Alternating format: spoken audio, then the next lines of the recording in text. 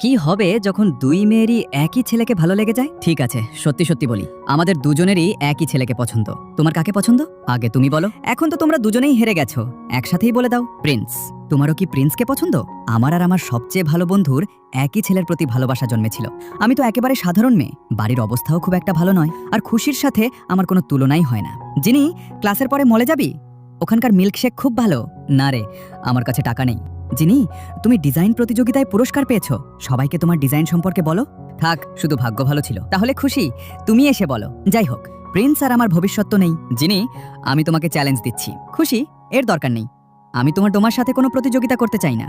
তোমার এই দয়া আর উপকার আমার দরকার নেই। আমাদের গ্রুপে একজন সদস্য কম আছে। প্রিন্স, তুমি কি আমাদের গ্রুপে আসবে? হ্যাঁ, অবশ্যই। চলো সবাই মিলে প্রেজেন্টেশন তৈরি করি। প্রেজেন্টেশন তো যিনি আগেই বানিয়ে ফেলেছে, আমি তাকে একা পরিশ্রম করতে দেব না। যিনি, আমাদের প্রেজেন্টেশনের কাজ শুরু করতে হবে। ঠিক আছে, আজ রাতে ডিনারে চলো। দুঃখিত,